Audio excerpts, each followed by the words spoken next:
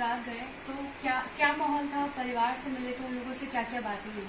विनय जी गुजरात गए थे, मैं नहीं गया था, लेकिन जो सुनने में आया परिवार से मिले, वाइफ से मिले, संजीव भट्ट जी की वाइफ से। उसके बाद जो प्रशासन है, जो गुजरात की सरकार है, उन्होंने 2 घंटे इनकी इंटेरोगेशन करी ये जानने के लिए कि ये लोग क्या बात कर रहे थे, किसके कहने पे आए थे, वगैरह वगैरह। उसके बाद ये बात यहाँ खत्म नहीं हुई। उसके बाद विनय दुबे को गुजरात के बॉर्डर तक 3 पुलिस की गाड़ियों ने एस्कॉर्ट किया टू एंश्योर कि वो गुजरात छोड़ के चले जाए। इसका क्या मतलब है, आप ही बताइए। एक आदमी संजीव भट्ट जेल में है, उसकी वाइफ से कोई मिल नहीं सकता है। और संजीव भट्ट कौन है? एक police officer, is an IPS, is 88 batch I think. और एक और बात बता दो, संजीव भट्ट सिर्फ वो नहीं है आईपीएस जो जेल में है, Sanjeev Bhatt is a hero.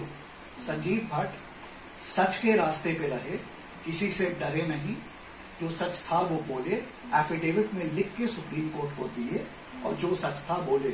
उस कारण से वो आदमी जेल गया है आज और जेल में सड़ रहा है। इसीलिए सभी भारत को, हम सभी लोगों को, भाई यहाँ हैं विनय भाई, सभी एक्टिविस्ट को, आप पत्रकार लोगों को, सबको साथ आके इनके लिए आवाज उठाने की जरूरत है। Sanjeev Bhatt does not belong in jails, he deserves medals and trophies. I am not kidding. ये इस आदमी को आगे जाके बहादुरी का पुरस्कार मिलना चाहिए, नेशनल अवार्ड मिलेगा, वो अवश्य मिलेगा, अवश्य मिलेगा। ये तो विधि का विधान है जी।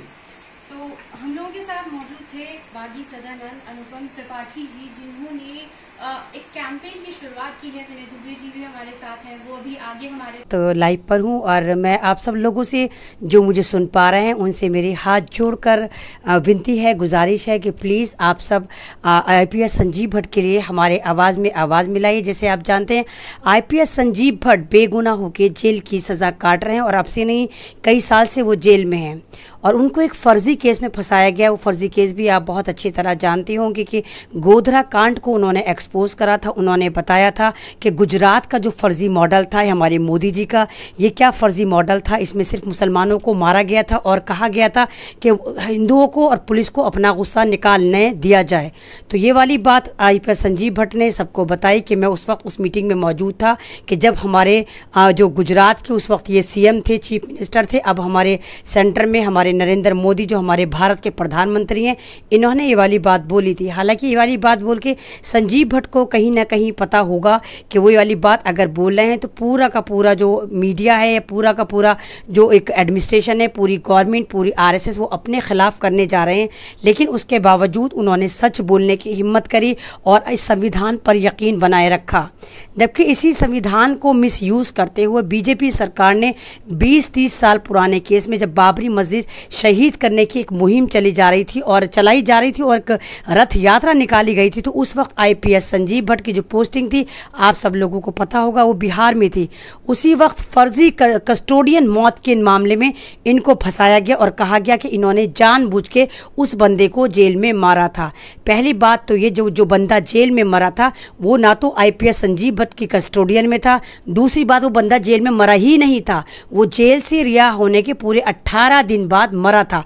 अब मरा था या उसको मारा गया था ताकि संजीव भट्ट को लपेटा जा सके। तो उस फर्जी केस में जब बीजेपी सरकार ने देखा कि ये गोधरा कांड में नहीं फंस पाए, गुजरात के स्कैंडल में नहीं फंस पाए, रेप इन्होंने 2-3 औरतों को उनके पीछे लगाया उसमें नहीं फंस पाए, फिर एक इन्होंने ड्रग्स का एक इन पे फर्जी केस लगाया उस पर नहीं फंस पाए, लगातार चूहेदान ये हमारी जो भारतीय सरकार है ये इनके ऊपर लाती रही और इनको जेल में डालने की कोशिशें करती रही। जब हर तरफ से नाकाम हो गई तो वो पुराना केस जो पता नहीं किसी और की कस्टडी में वो बंदा मारा गया था या ज़ख्मी हुआ था और बाद में 18 दिन बाद रिलीज होने के बाद मरा था, उस फर्जीवाड़े में आईपीएस संजीव भट्ट को मुलविस कर दिया गया।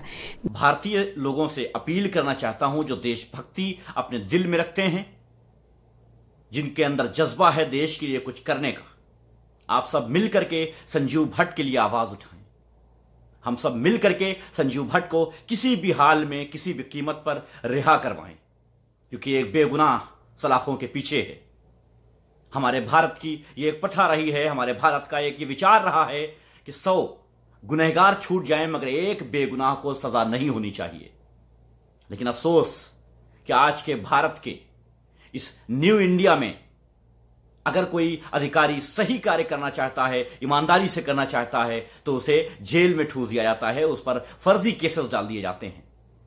यह हमारे देश का दुर्भाग्य है कि संजीव भट्ट जैसे ईमानदार व्यक्ति आज सलाखों के पीछे हैं और महोबा के एसपी जैसे लोग जो गैंग चलाते हैं, डकैती करवाते हैं, मर्डर करवाते हैं, उनका लगातार प्रमोशन होता रहता है, उनके ऊपर कोई कार्रवाई नहीं होती है।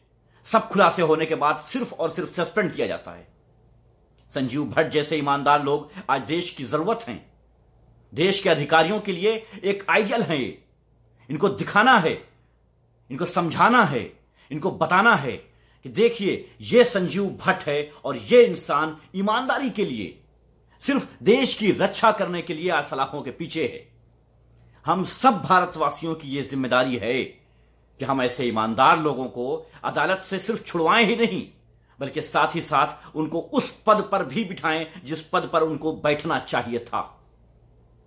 लेकिन अफसोस कि आज हम सत्ता के मुरीद हो चुके हैं, सत्ता के गुलाम हो चुके हैं। आज भ्रष्टाचारी लोग बढ़ते जा रहे हैं और ईमानदार लोगों को सजा दी जाती है। मैं अदालत से, सरकार से और सभी भारतवासियों से अपील करता हूं कि एकजुट होकर के किसी भी हाल में और किसी भी कीमत पर संजीव भट्ट जैसे ईमानदार व्यक्ति को छुड़ाना होगा। हम सब एक साथ मिल करके, एक भारत बन करके, न हिंदू, न मुसलमान, न सिख, न ईसाई, न कोई पार्टी, न कोई नेता, बल्कि सब मिल करके एक आवाज हो करके ये कह करके कि संजीव भट्ट जैसे ईमानदार व्यक्ति की आज देश को जरूरत है, संजीव भट्ट को रिहा करवाएं। आप सबसे अपील करता हूं कि इस मुहिम से जुड़ें, तब तक सुकून की सांस न लें जब तक संजीव भट्ट को रिहा न कर दिया जाए। इस तरीके से अगर किसी को कैद में रखा गया तो आने वाले जो आईपीएस अधिकारी हैं उनका हौसला टूट जाएगा, वो ईमानदारी से कार्य नहीं कर पाएंगे। इसलिए आप सबको, हम सबको मिल करके अपने अधिकारियों की साख को बचाना है, इस देश की रक्षा करना है। इसलिए संजीव भट्ट को रिहा कराना हम सबकी जिम्मेदारी है। आप सबसे अपील करता हूं कि सब लोग मिलकर के, एक आवाज होकर के संजीव भट्ट को रिहा करवाने का काम बहुत तेजी के साथ शुरू कर दें। हमारे बड़े भाई हैं, सबके बड़े भाई हैं। यहाँ पे जिस मुद्दे को लेकर के सरकार आई थी, उन मुद्दों में नाकाम हो गई, ये पूरे दुनिया को पता है।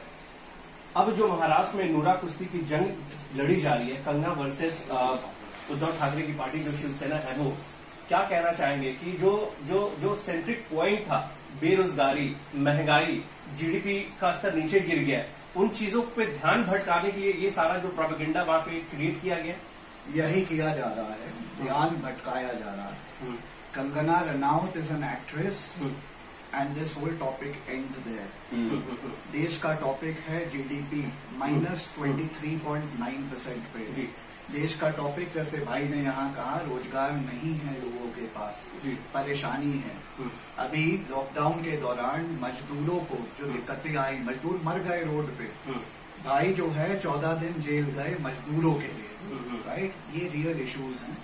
उपदेश राणा, कंगना रनौत, SSR और ये रिया चक्रवर्ती, ये एक्टर एक्ट्रेस वगैरह, और ये जो भी सोशल मीडिया पे नौटंकी कर रहे हैं, इनका नाम मैंने पहले लिया, they are not important people. What is important is Sanjeev Bhatt. आज हम लोग कैंपेन कर रहे हैं, सभी भाई चला रहे हैं, justice for Sanjeev Bhatt, free Sanjeev Bhatt.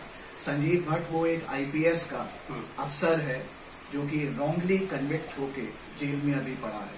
उसके लिए आवाज उठाने की जरूरत है। जैसे डॉक्टर कफील खान के लिए हमने आवाज उठाई, इनके लिए आवाज उठा रहे हैं। इसमें दो तरीके से वी वर्किंग। वन इज एक आंदोलन किया जाए ताकि हर जगह आवाज उठे, उससे भी एक प्रेशर बिल्ड होता है। और दूसरी लड़ाई, जो असली लड़ाई होती है, वो कोर्ट में ही लड़ी जाएगी। इनको कोर्ट के माध्यम से ही निकाला जाएगा, बिकॉज ही इज कन्विक्टेड। इसके केस में बेल वाली बात नहीं, इज कन्विक्टेड। वो अपील में चैलेंज करके इनको बाहर निकालना पड़ेगा। उसके लिए हाई कोर्ट हो चाहे सुप्रीम कोर्ट, वो लड़ाई लड़ी जाएगी। एंड बस इतना कहना चाहता हूँ, सत्यमेव जयते हैं, हम सब विश्वास रखते हैं उसमें।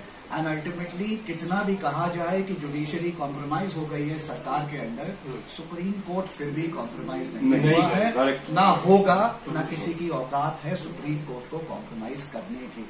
He will get justice, they will be justice for Sanjeev Bhatt and soon, थोड़ा समय लगेगा बट इट विल हैपन। उसी के लिए आवाज उठाई जा रही है। These other things are non issues. एक एक्ट्रेस को इतनी इंपॉर्टेंस ना दीजिए, वो सिर्फ अपनी एक्टिंग के लिए और पिक्चर के लिए कर रही है। She is made no contribution to the society, no contribution होता जी जी। आपसे ए हाकिम वक्त आ, ए हाकिम वक्त आ, इस दौर में मैं तेरा जुल्म आजमाऊं, तू मेरा जब्त आजमा। संजीव भट्ट जी के बर्दाश्त की और उनकी ईमानदारी की सज़ा वो आज काट रहे हैं। जालिमों के खिलाफ, जुल्म के खिलाफ आवाज़ बुलंद करने की सज़ा, सच्चाई के साथ खड़े होने की सज़ा वो आज काट रहे हैं।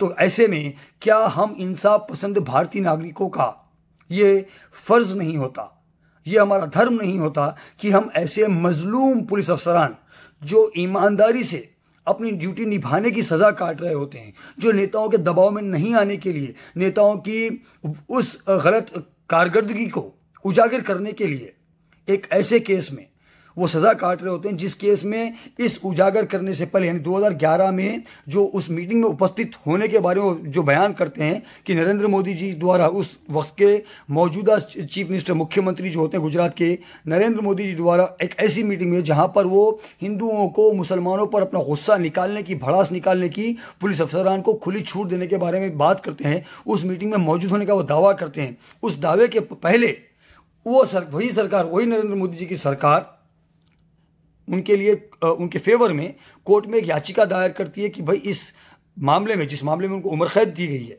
की सज़ा सुनाई गई है, उस मामले में संजीव भट्ट जी पर कार्रवाई ना की जाए।